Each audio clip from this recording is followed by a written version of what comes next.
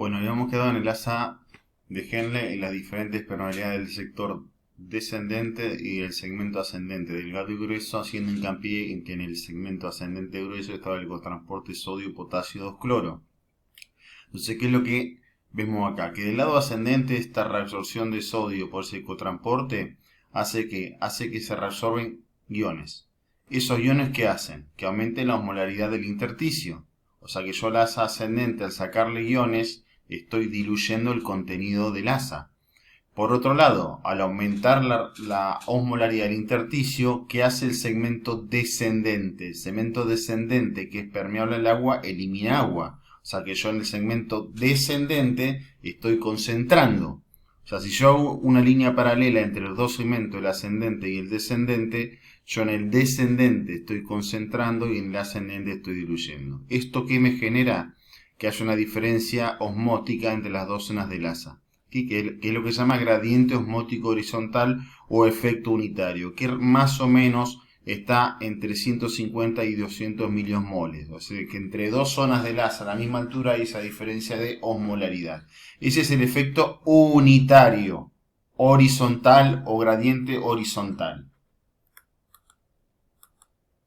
Bueno, miren, acá, y olvídense la fórmula esta, lo que quiero que vean es que esta es la diferencia que recién le acabo de decir. 200, 400. Esta es la diferencia de osmolaridad en sentido horizontal. Ahora, si yo veo el sistema, la diferencia en sentido vertical, o sea, desde la corteza, que tiene una osmolaridad de 300, hasta la médula profunda, que llega a una osmolaridad de 1200, vemos que esa diferencia no es de 200, sino que 1200 menos 300 es de 900. Es decir, que en sentido vertical, el gradiente horizontal se multiplica. Dicho de otra forma más sencilla, la diferencia horizontal o gradiente horizontal se hace mucho más grande en sentido vertical. De ahí eso que se llama el sistema de multiplicación por contracorriente, que quiere decir que la diferencia o gradiente horizontal se hace mucho más grande en sentido vertical. ¿Por qué? Por una cuestión física de cómo funcionan los sistemas multiplicadores de contracorriente con dos canales paralelos y con flujo opuesto y que separen soluto de agua. Y eso es lo que sucede en el asa y por eso se genera el gradiente osmótico. Bien, ¿qué sustancias contribuyen a la osmolaridad? Bueno, acá vemos la zona de la corteza y acá la zona de la médula. La médula subdivide en zona externa y zona interna. Fíjense que en la corteza, que dijimos que normalmente la osmolaridad puede estar entre 200 y 300 miliosmoles, el más importante que contribuye fundamentalmente el cloro y el sodio, cloruro de sodio. Y en menor medida esto que tiene acá con la X, que es la urea. ¿Sí? O sea, es más importante el cloruro de sodio que la urea. A medida que vamos hacia la médula, sigue siendo más importante el cloruro de sodio, pero en la zona interna de la médula, ahí pasa a tener más preponderancia la urea que el cloruro de sodio. De tal manera que en la médula, la sustancia más importante que contribuye a la osmolaridad es la urea y en menor medida el cloruro de sodio. Que es muy importante también para mantener el sistema de contracorriente, la disposición anatómica de unos vasos muy importantes que son los vasos rectos, que son de mucha relevancia para el mantenimiento del sistema de contracorriente. ¿Y qué es las características que tienen estos vasos rectos? Fundamentalmente tienen una alta permeabilidad a los solutos del agua, ¿sí? Y también es muy importante que el flujo sanguíneo glomerular, fíjense que es muy bajito, es del 1 al 2% del total y es muy lento. Fíjense que es de 0,3 mililitros minuto por gramo de tejido, nada que ver con el cortical que es de 5 mililitros, ¿sí? ¿Y esto qué permite los vasos rectos? Un equilibrio entre lo que sale de los segmentos del asa, tanto ascendente y descendente, con los vasos rectos. Y acá ven cómo entran los solutos y sale el agua, entre el agua y salen los solutos. O sea, en la parte descendente, en agua y sale, perdón, entra soluto y sale agua, y en la parte ascendente entra agua y sale solutos. Y acá ven cómo va la osmolaridad del intersticio. Vamos al último segmento, que es el sistema del nefrón distal, donde tenemos el túbulo contorneado distal, el túbulo comunicante y el tubo colector. Fíjense que en el tubo contorneado distal, que lo tenemos acá, como vimos es impermeable al agua y reabsorbe cloruro de sodio, ¿sí? Por un cotransporte, en menor medida calcio y magnesio, y este es el cotransporte de cloruro de sodio, que inhibido por una molécula que son los diuréticos. Ustedes patología de estos diuréticos de ácido y patología no tienen que saber nada. Fíjense que el lumen es negativo con un gradiente de menos 10 milivoltios. Luego viene el túbulo comunicante y el colector cortical, donde tenemos las células que mencionamos, las intercaladas y las principales. Fíjense que estos tienen epitelio compacto, que es lo que mencionamos cuando hablamos de epitelio filtrante y compactos. Estos compactos no facilitan el paso de sustancias, generan una diferencia transepitelial importante negativa de menos 40. Las células principales, que son la mayoría, reabsorben sodio y secretan potasio a través de canales, y las células intercalares se subdividen en células alfa que secretan protones y células beta que reabsorben cloro. Acá ven los movimientos fundamentalmente: reacción de cloruro de sodio, ¿sí? Secreción de potasio, el agua depende del ADH, que ahora lo vamos a ver, y hay secreciones de protones y también de cloro. Acá tenemos las células principales, reabsorben sodio, ¿sí? Acá lo tenemos. La reabsorción de sodio es fundamentalmente estimulada por la aldosterona e inhibida fundamentalmente por el péptido natriurético auricular. Y también secretan potasios por unos canales que hemos nombrado, que son los ROMK, ¿sí? Y esa es la secreción de potasio hacia la luz tubular. Pueden reabsorber agua a través de los canales de aquaporina, pero esto depende de la presencia de antidiuréticos. Nos queda el túbulo colector medular. Fíjense que fundamentalmente la reabsorción de agua depende fundamentalmente de la presencia o no de antidiurética. Puede haber reabsorción de cloruro de sodio, secreción de protones, reabsorción de bicarbonato y reabsorción de urea. Y ya la acción o no del ADH depende de la reabsorción de agua. Recuerden que normalmente esto es impermeable al agua sin antidiurético. Bueno, y cuando hablamos del nefrón distal, que son los diferentes segmentos que mencionamos, siempre hablamos que hay reabsorción facultativa. ¿Por qué? Porque cada una de las moléculas que hemos hablado, en este caso el agua, el sodio, el cloro, el potasio, interviene una hormona. En este caso, sobre el agua la que interviene la antidiurética o arginina vasopresina, que es un octapéptido sintetizado en los núcleos supraóptico paraventricular. Estos gránulos descienden y se almacenan en la neurohipófisis, y por la llegada de axones que liberan, que generan potencial de acción, ingresa calcio, se liberan a la sangre. La antidiurética tiene dos receptores, los B1 y los B2. Los B1 están a nivel de los vasos y provocan vasoconstricción, y los B2 están a nivel de los túbulos del asa ascendente y los túbulos contorneado distal y colector, asa cortical y medular.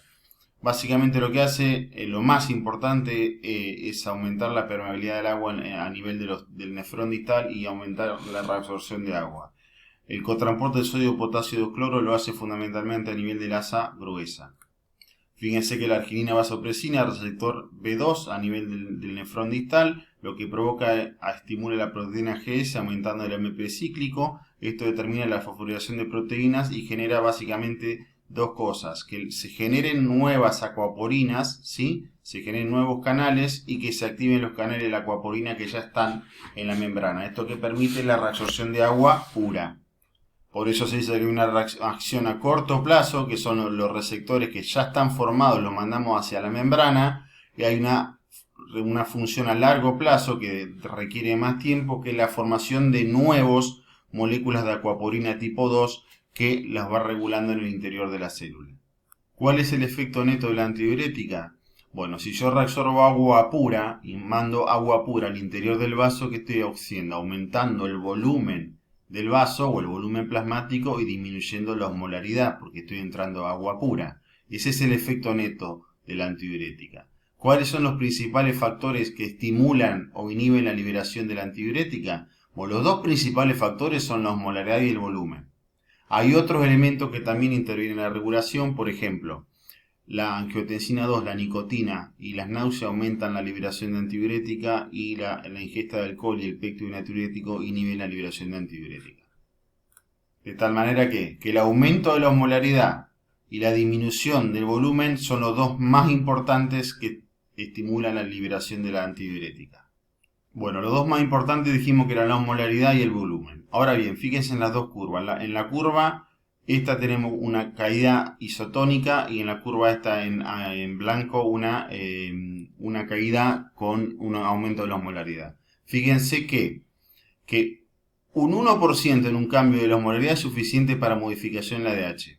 En cambio, se requiere un 5 a un 10% de cambio en la volemia para estimular la ADH. ¿Qué quiere decir esto? Que la ADH es mucho más sensible a cambios en la osmolaridad, necesita solo un 1%, que a cambios en el volumen.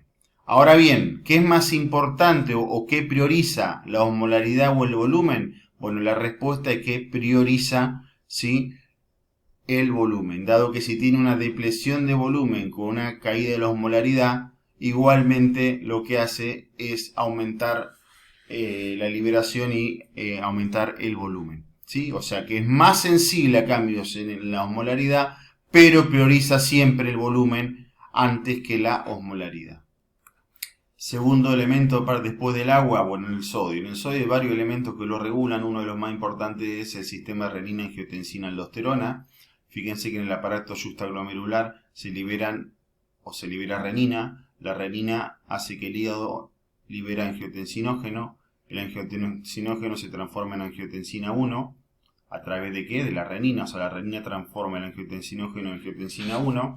La angiotensina 1 a nivel de los pulmones se transforma en angiotensina 2, y la angiotensina 2 que provoca a nivel de los receptores de angiotensina, los AT1 y los AT2, en realidad hay 7 subtipos de receptores, provocan a nivel de los vasos vasoconstricción, ¿sí?, provocando aumento de la resistencia periférica, y la angiotensina 2 va a la corteza suprarrenal, a la zona glomerular para que se libere aldosterona. Y la aldosterona que provoca reabsorción de sodio, excreción de potasio y excreción de protón. En forma secundaria a la reabsorción de sodio se da la reabsorción de agua.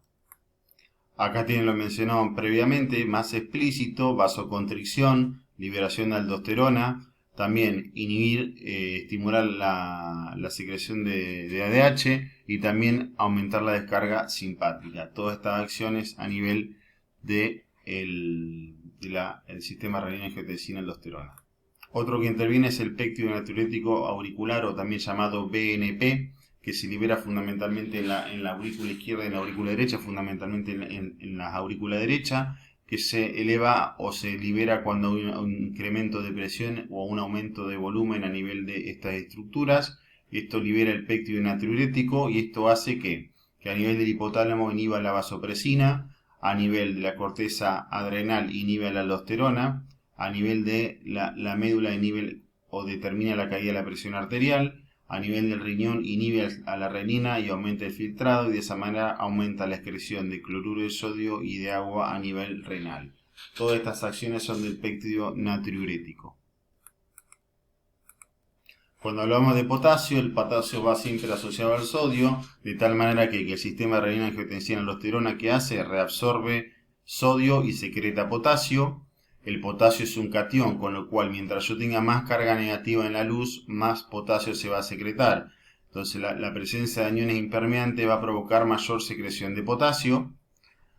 Si yo este potasio que lo pongo en la luz lo elimino rápidamente de la luz, ¿qué va a pasar? Voy a mantener el gradiente para la salida de potasio, de tal manera que si yo aumento el flujo tubular, voy a aumentar la secreción de potasio. Y también el otro que interviene es el ácido base, que lo vamos a volver a ver cuando veamos ácido base, de tal manera que siempre que haya aumento de protones o una acidosis va a haber una hiperpotasemia o aumento de potasio, y siempre que haya una alcalosis, una caída en la concentración de protones, va a haber una alcalosis. Bueno, a nivel calcio y fósforo, a nivel distal, lo que tengo que tener en cuenta es que intervienen tres hormonas, que son la vitamina D, la calcitonina y la paratormona. La vitamina D que provoca la reabsorción de calcio y la reabsorción de fósforo, provocando hipercalcemia e hiperfosfatemia.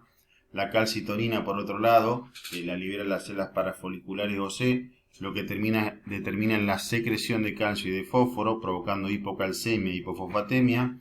Y la paratormona, liberada por la paratiroides, que determina la reabsorción de calcio y la secreción de fósforo, provocando hipercalcemia e hipofosfatemia, que es la acción neta. Y eso a nivel nefrondistal es lo importante que recordemos, que hay reabsorción facultativa y depende básicamente de las hormonas. Cuando hablamos de antidiurética, recordar la relación con el agua. Cuando hablamos de sodio, recordar fundamentalmente el sistema renina-angiotensina-aldosterona y el péptido natriurético. Después la secreción de potasio por los 4 factores que nombramos, y el metabolismo de calcio y fósforo y las diferentes hormonas. Muchas gracias.